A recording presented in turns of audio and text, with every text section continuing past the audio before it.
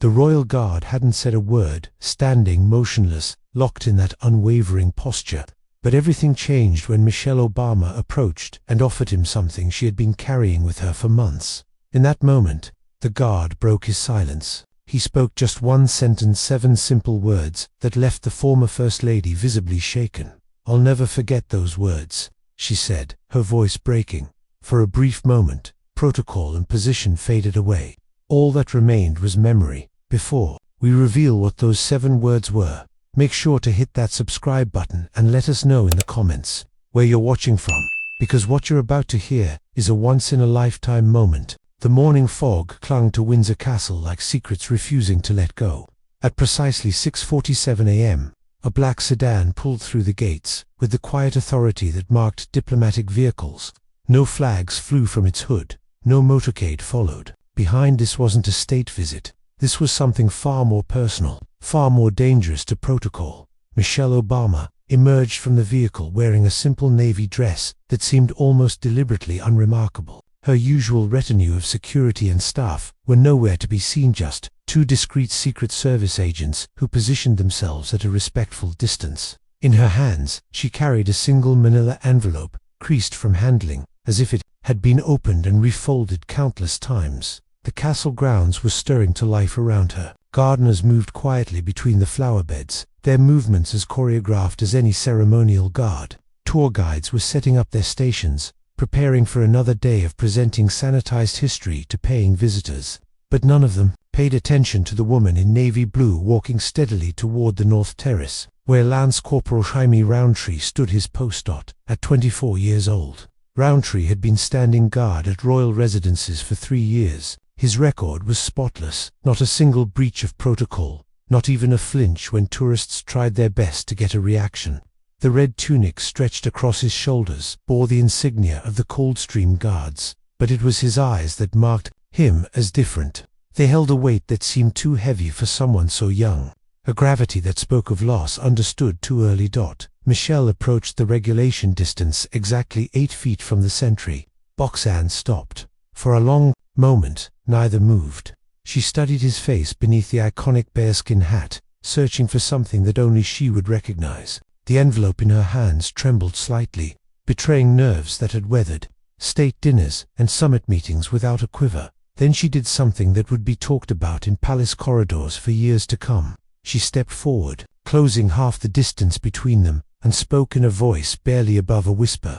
"Corporal Roundtree," she said, her American accent soft against the morning air, "I have something that belongs to you." The story of how that envelope came to be in Michelle Obama's possession began 26 years earlier, in a different country, on a day when the world learned that even American embassies weren't safe from the reach of terror. August 7, 1998, Nairobi, Kenya. The morning had started like any other at the United States Embassy. Staff were arriving for work, local employees were processing visa applications, and the Marine Guards were conducting their routine security checks. What no one knew was that at that very moment, a truck loaded with explosives was making its way through the city streets. Its driver, committed to a cause that would leave 224 people dead and over 4,000 wounded. Among the embassy staff that morning was Sarah Roundtree, a nurse with the embassy's medical unit. At 32, she had dedicated her life to serving in some of the world's most challenging postings. She had treated victims of civil wars, natural disasters, and the everyday tragedies that seemed to multiply in places where hope was, in short, supply. Her colleagues knew her as someone who never lost her composure, never failed to find exactly the right words to comfort a patient in their darkest moment. Sarah was in the embassy's medical clinic when the bomb detonated at 10:39 a.m. local time. The blast threw her across the room. But her first thought wasn't for her own injuries, it was for the young Kenyan woman who had been sitting across from her desk, applying for a student visa to study nursing in the United States. Zara was 19 years old, the daughter of a Nairobi shopkeeper who had saved every shilling he could spare to give his daughter a chance at the education he'd never had. She had been clutching her acceptance letter from a community college in Ohio when the world exploded around her. A piece of concrete had struck her in the head, and blood was streaming down her face as the ceiling began to collapse above them. In those final moments, as rescue workers fought to reach survivors trapped in the wreckage, Sarah Rowntree made a choice that would echo through the decades. Despite her own injuries, she crawled across the debris-strewn floor to where Zara lay, unconscious, using her own body to shield the young woman from falling concrete. Sarah began to sing a lullaby her grandmother had sung to her, and that she had sung to her infant son back home in England during her brief leaves. "Hush now, my baby, be still. Love, don't cry, sleep as you're rocked by the stream." Her voice grew weaker as her injuries took their toll, but she never stopped singing. When the rescue workers finally reached them 3 hours later, they found Sarah Rowntree's body curved protectively over Zara Nuraga, her hand still stroking the young woman's hair. She had died ensuring that someone else's daughter would live. Zara Nuraga survived that day, but the path that followed wasn't the one she had originally planned. Her student visa application had been destroyed in the bombing, along with most of the embassy's records. The community college acceptance letter was nothing more than soggy pulp mixed with blood and concrete dust. But more than paperwork had been lost in that attacks. Ara's hearing in her left ear was permanently damaged, and the scars across her face would serve as a daily reminder of the woman who had died to protect her. It took Zara 6 months to learn the name of her guardian angel. The bureaucratic machinery that processes international tragedies moves slowly, and individual stories of heroism often get lost in the broader narrative of national mourning. But Zara was persistent. She haunted the temporary embassy offices, wrote letters to officials who never responded, and slowly pieced together the story of nurse Sarah Rowntree. When she finally learned that Sarah had left behind a 3-year-old son named Jaime, something fundamental shifted in Zara's worldview. Her own dreams of studying abroad suddenly felt selfish in the face of a little boy who would grow up without his mother. She made a decision that would shape the next quarter-century of her life. She would find a way to honor Sarah's sacrifice, and she would make sure that Jaime Rowntree knew exactly what kind of woman his mother had been. The first letter Zara wrote to Jaime was composed when she was still recovering in a Nairobi hospital, her head wrapped in bandages and her left hand in a cast. She wrote in careful English, each word considered and reconsidered before being committed to paper.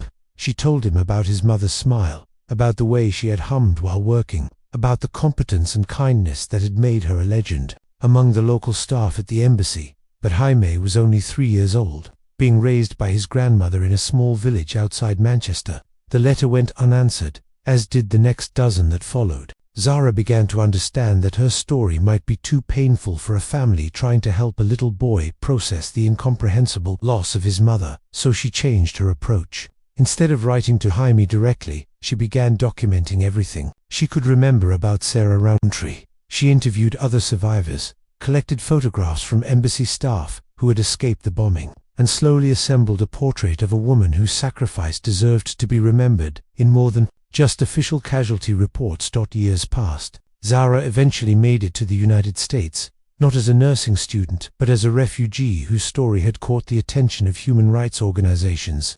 She settled in Minneapolis, where the large Somali community provided a bridge between her African heritage and her new American identity. She learned to navigate the complexities of American healthcare, immigration law, and the particular challenges faced by bombing survivors, seeking recognition from a government that preferred to focus on policy responses rather than individual stories of loss. But she never stopped thinking about Jaime Rowntree, and she never stopped adding to her collection of memories about his mother. By the time Jaime Rowntree turned 18, he had made peace with the fact that he would never really know his mother. His grandmother had done her best to keep Sarah's memory alive, but there were limits to what stories could convey about a woman who had died when her son was barely old enough to form lasting memories. What Jaime did know was that his mother had been serving her country when she died, and that knowledge had shaped every major decision of his young life. He excelled in school not because learning came easily to him, but because he understood that education was a privilege his mother had believed in strongly enough to die protecting it in others. He stayed out of the trouble that claimed many of his classmates not because he lacked the appetite for rebellion, but because he carried the weight of representing something larger than himself. When it came time to choose his path after secondary school, the decision felt inevitable. The British Army had been his mother's employer when she died, and joining the Queen's Guard felt like the most direct way to honor her memory. The training was brutal months of drilling in precision movements, of learning to stand motionless for hours in all weather, of subordinating individual identity to the larger purpose of ceremonial duty. But for Jaime, every moment of that training was a connection to the mother he had lost. When his drill sergeant screamed at recruits who couldn't maintain perfect posture, Jaime thought about a woman who had held her position over a wounded stranger even as the ceiling collapsed around her. When the physical demands pushed his body beyond what seemed possible, he drew strength from imagining the moral courage it must have taken to sing lullabies while bleeding to death in the rubble of a bombed building. His fellow guardsmen knew him as reliable, disciplined, and unusually serious for someone his age. What they didn't know was that every day of ceremonial duty felt like a conversation with his mother's ghost. Standing guard outside Windsor Castle or Buckingham Palace, Jaime would find himself wondering what Sarah Roundtree would think of the man her little boy had become.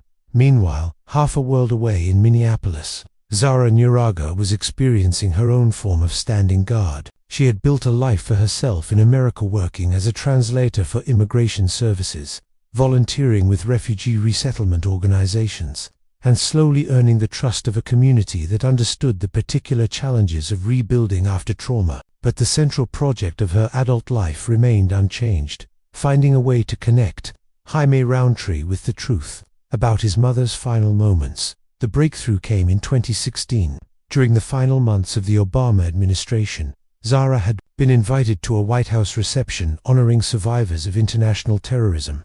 It was meant to be a symbolic gesture, a way for the outgoing president to acknowledge the human cost of America's global engagements. But for Zara, it represented something much more significant, a chance to tell her story to people who might actually have the power to act on it. She found herself in a receiving line, shaking hands with officials whose names she recognized from news reports but who probably wouldn't remember her 30 seconds after their brief interaction. Then she reached Michelle Obama, and something unexpected happened. Instead of the polite smile and practiced pleasantries that had characterized the other encounters, the First Lady paused when she heard Zara's name. "You're the young woman from Nairobi," Michelle said, and there was genuine recognition in her voice. "I read about what happened to you in the briefing materials. I'm so sorry for what you experienced." It wasn't the response Zara had expected. In the 3 minutes that followed, she found herself telling the abbreviated version of Sarah Roundtree's story to a woman who listened with the focused attention of someone accustomed to hearing difficult truths. When Zara mentioned that Sarah's son was now serving in the British military, Michelle's expression shifted from polite sympathy to something much more engaged. "What did you say his name was?"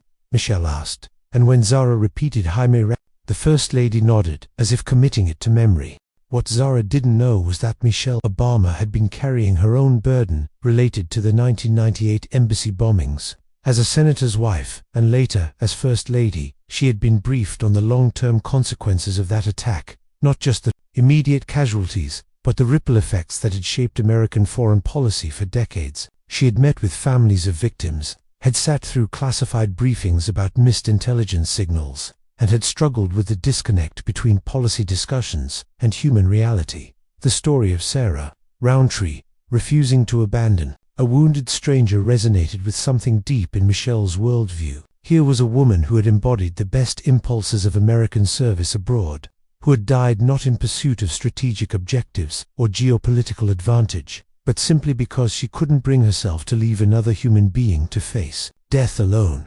After the reception, Michelle found herself unable to forget Zara's story. She asked her staff to follow up, to see if there was anything that could be done to connect this Kenyan survivor with the British soldier whose mother had saved her life. What she learned from that inquiry would change the trajectory of her remaining months as First Lady. Jaime Roundtree was indeed serving in the Queen's Guard, and by 2017 he had been assigned to Windsor Castle. Military records showed that he was an exemplary soldier, noted for his discipline and dedication to duty.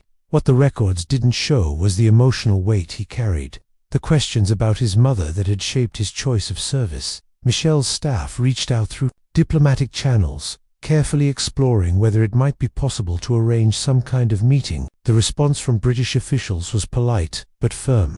The Queen's Guard maintained strict protocols about outside contact during duty hours, and any deviation from those protocols would require extraordinary justification. But Michelle Obama had not become one of the most influential women in the world by accepting the first no she received. she began working behind the scenes, calling in favors accumulated over 8 years of diplomatic relationships. She reached out to contacts in the British government, to American officials who specialized in international military cooperation, and eventually to members of the royal family's own staff. The conversation that mattered most took place in January 2017, during one of the final state dinners of the Obama administration. The British ambassador to the United States found himself seated next to the First Lady, and over the course of a carefully orchestrated meal conversation, Michelle laid out the full story of Sarah Roundtree, Zara Neuraga, and Jaime's service in the Queen's Guard. "This isn't about publicity," she explained to the ambassador,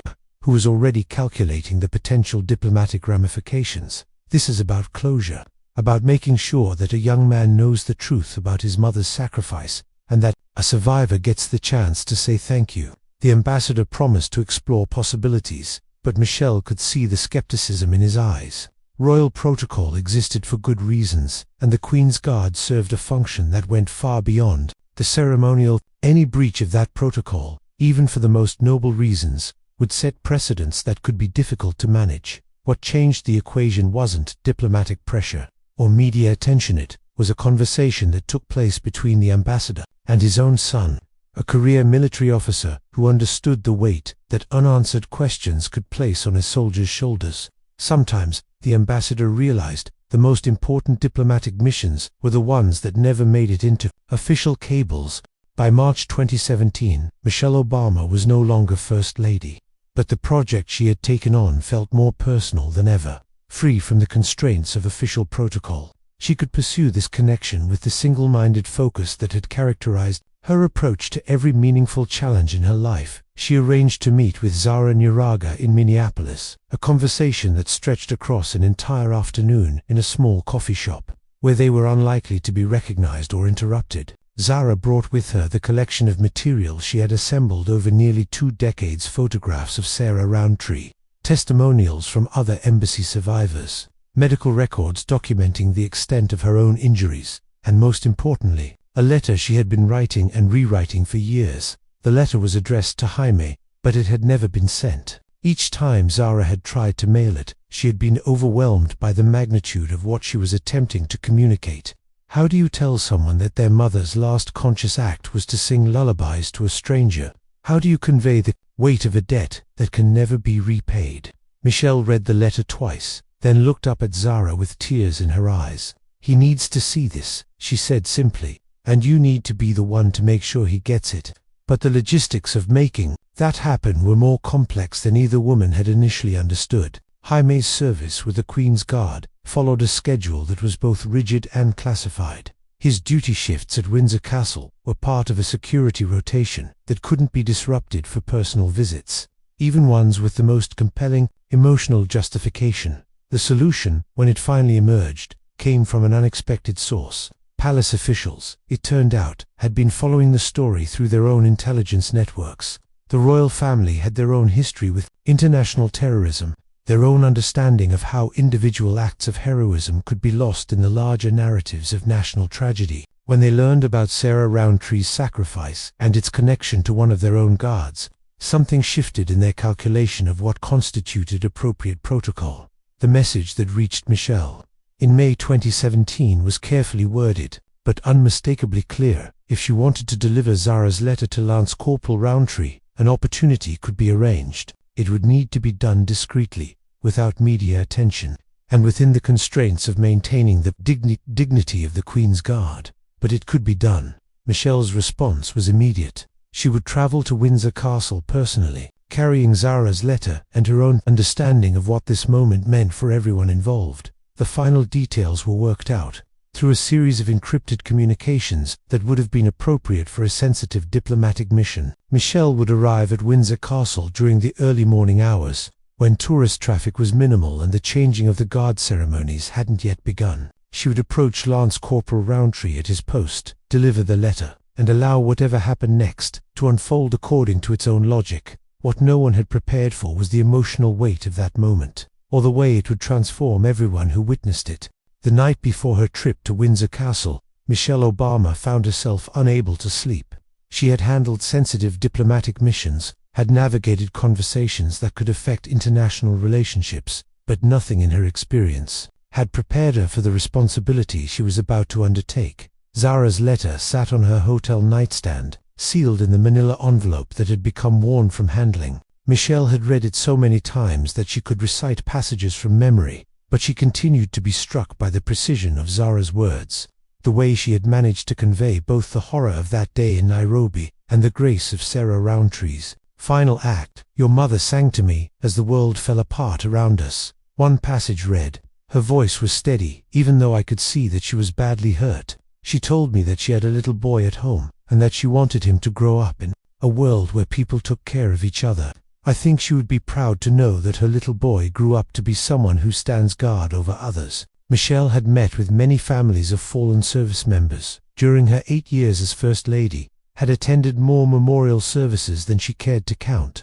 But there was something about this particular story that cut through the usual barriers of professional sympathy and touched something raw and personal in her own understanding of sacrifice. Perhaps it was the image of a mother singing lullabies while dying, or the thought of a 3-year-old boy who would grow up with questions that could never be fully answered. Perhaps it was the recognition that some debts could only be acknowledged, never repaid. Whatever the source of her emotional connection to this story, Michelle knew that the next morning would be one of the most important things she would ever do. She arrived at Windsor Castle as planned, at 6:47 a.m., when the morning mist was still rising from the Thames and the tourist buses hadn't yet begun their daily pilgrimage. The castle grounds had the hushed quality of dawn in an ancient place, where history felt tangible in the stones and shadows.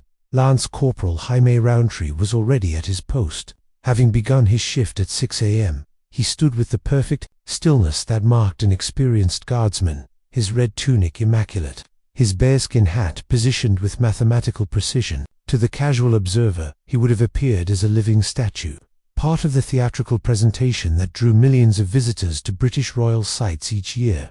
But Michelle had studied photographs of Jaime, had learned to recognize the subtle signs of the person beneath the ceremonial uniform. She could see the tension in his shoulders that suggested someone carrying more weight than his years should require.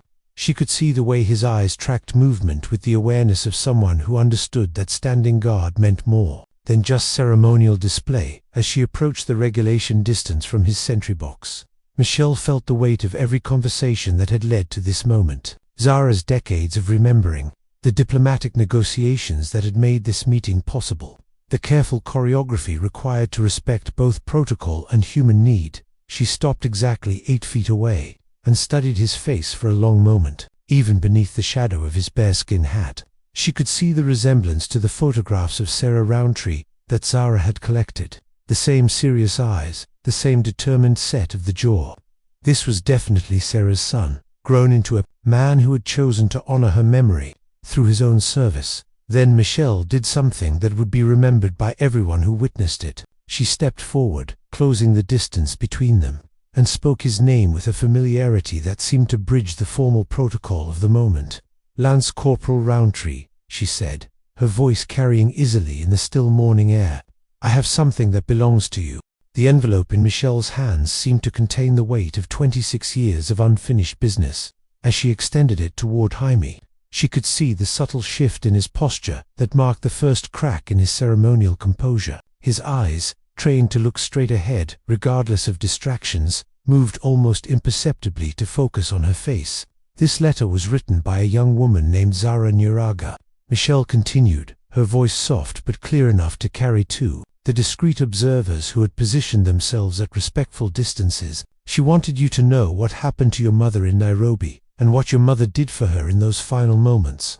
The words hung in the morning air, like a bridge between past and present, between official history and personal truth. Jaime's breathing had changed almost imperceptibly, the mechanical rhythm of a soldier on duty, replaced by something more human, more vulnerable. For Zara, watching this moment unfold through live video feed from her apartment in Minneapolis, it represented the culmination of half a lifetime spent carrying someone else's story. She had never expected to live to see this day, had never believed that the bureaucratic and diplomatic obstacles could actually be overcome. Now, seeing Michelle Obama standing 8 feet away from Sarah Roundtree's son, offering him the truth she had been trying to deliver for decades, Zara felt something shift in her understanding of what was possible in the world. The letter itself was written on simple white paper, in Zara's careful handwriting. She had composed it in English because she wanted Jaime to read it in the same language his mother had used during those final moments in Nairobi. The words were chosen with the precision of someone who understood that this might be her only chance to convey something that defied simple explanation. "Dear Jaime," it began, "I don't know if you remember my name, but I am the person your mother saved on August 7th, 1998. I was 19 years old, applying for a student visa so I could study nursing in America. I wanted to be like your mother, someone who could help people when they needed it most. I never imagined that I would need help myself, or that your mother would give her life to make sure I survived to pursue that dream." The letter went on to describe Sarah Roundtree's competence and kindness in the days leading up to the bombing, the way she had made even routine medical appointments feel like conversations with a trusted friend. It described the moment of the explosion, the confusion and terror that followed, and then the extraordinary calm that had settled over Sarah as she realized what was happening. She could have tried to save herself, Zara had written. The rescue workers told me later that if she had moved toward the exit instead of toward me, she probably would have survived. But she made a different choice. She decided that my life was worth protecting, even at the cost of her own. The most powerful section of the letter described those final hours, as Sarah had used her own body to shield Zara from falling debris while singing the lullaby that would haunt Zara's dreams for decades to come. Her voice never wavered. The letter continued. "Even when I could see that she was badly hurt, even when the ceiling was collapsing around us, she kept singing. She told me about you, about how proud she was of her little boy, about how she hoped you would grow up to be someone who protected other people's children the way she was protecting me." As Michelle held the envelope toward Jaime, she could see the internal struggle playing out across his features.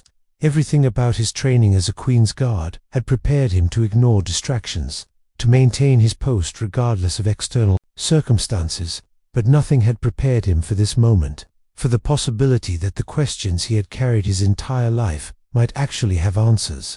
The protocol for the Queen's Guard is absolute. They do not move, do not speak, do not acknowledge external stimuli while on duty. But protocol, Lance Corporal Jaime Roundtree realized in that moment, had never anticipated a situation like this. One, his gloved hand moved almost of its own accord, reaching toward the envelope that Michelle continued to hold extended toward him. The movement was barely perceptible, but to everyone watching it represented a seismic shift in the careful choreography of royal ceremony. "Ma'am," Jaime said, and his voice was rougher than the morning air should have made necessary. "You wore gloves when you touched this." It was an observation that revealed how carefully he had been studying the envelope, how much attention he had been paying despite his ceremonial stillness. Michelle had indeed worn white cotton gloves when handling Zara's letter, a gesture of respect that acknowledged the sacred nature of what she was carrying.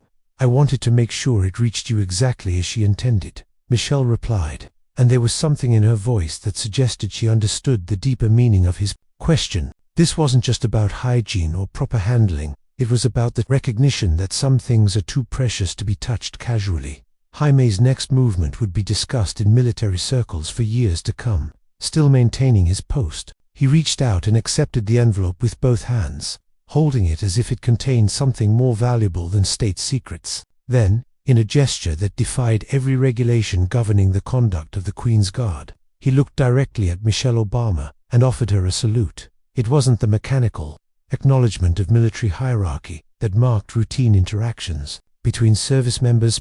This was something much more personal, a recognition that transcended rank and nationality and protocol. In that moment, Lance Corporal Jaime Roundtree was saluting not a former First Lady, but the woman who had carried his mother's story across oceans and decades to place it finally in his hands. Michelle returned the salute with the gravity of someone who understood exactly what she was witnessing. Behind her discreet sunglasses, tears had begun to track down her cheeks, but her posture remained erect, respectful of the moment's significance. The exchange lasted perhaps 30 seconds, but its impact would ripple through both of their lives for years to come. For Jaime, it represented the first real connection to his mother's final moments, the first concrete evidence of the person she had been beyond the abstract concept of heroic sacrifice. For Michelle, it represented the completion of a promise she had made to a bombing survivor in a Minneapolis coffee shop.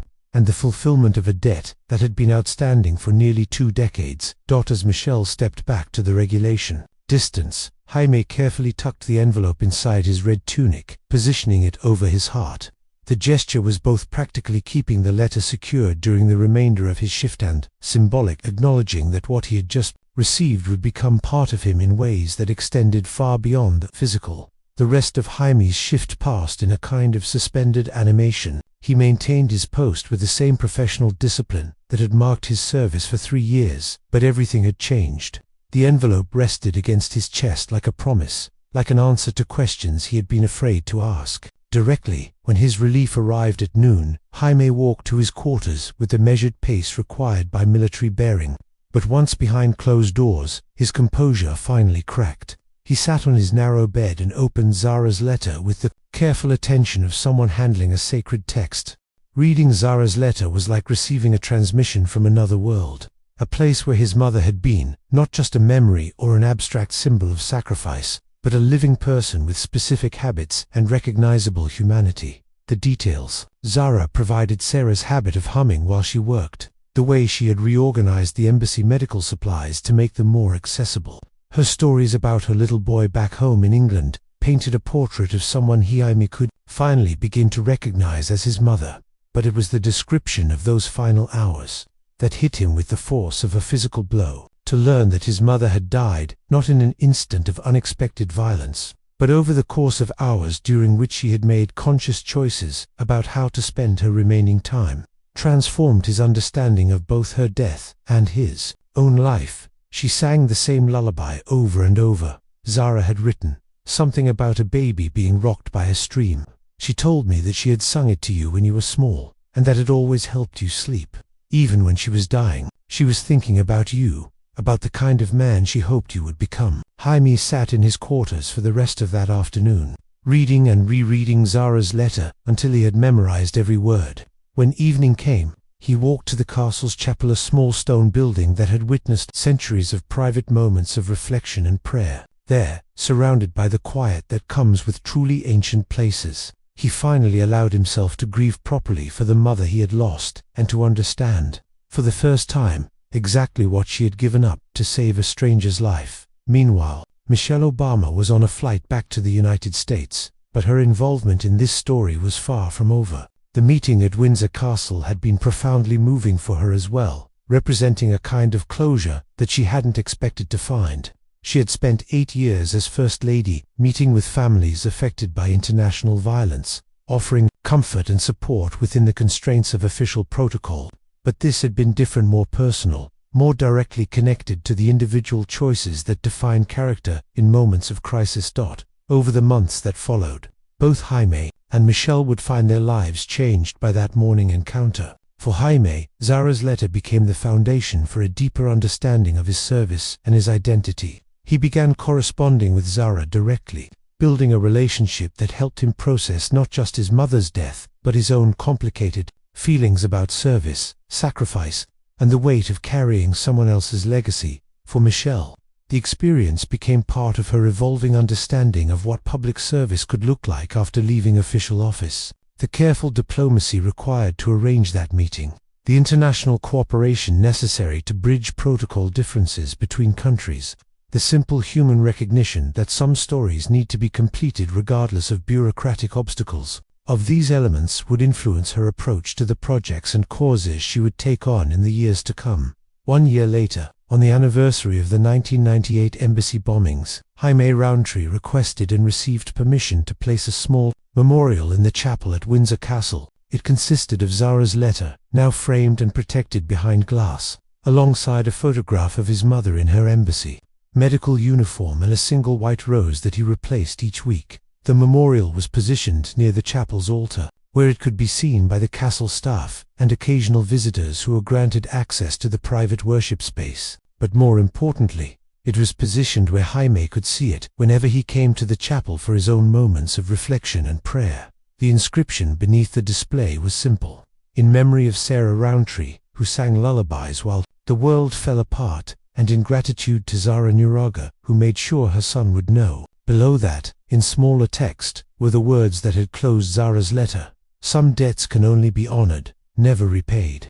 On quiet evenings, when his duties permitted, Jaime would sit in the chapel and think about the connections that had brought him to this point: his mother's choice to shield a stranger, Zara's decades-long effort to find him, Michelle Obama's willingness to carry a message across diplomatic and cultural boundaries, and his own decision to honor all of their sacrifices through his continued service. The story had begun with an act of extraordinary courage in a moment of crisis, and it had culminated in a recognition that some forms of heroism can only be fully understood when they are shared across the years and miles that separate us from the people whose choices shape our lives. In the end, it was a story about the power of individual actions to create connections that transcend nationality, protocol, and the ordinary barriers that keep strangers from recognizing their common humanity. And sometimes, late at night, when the castle was quiet and the weight of history felt tangible in the ancient stones around him, Jaime would find himself humming the lullaby his mother had sung to a dying stranger in Nairobi, the same lullaby she had sung to him when he was small, the same melody that had connected their voices across the years and given both of them the strength to stand guard over the things that mattered most.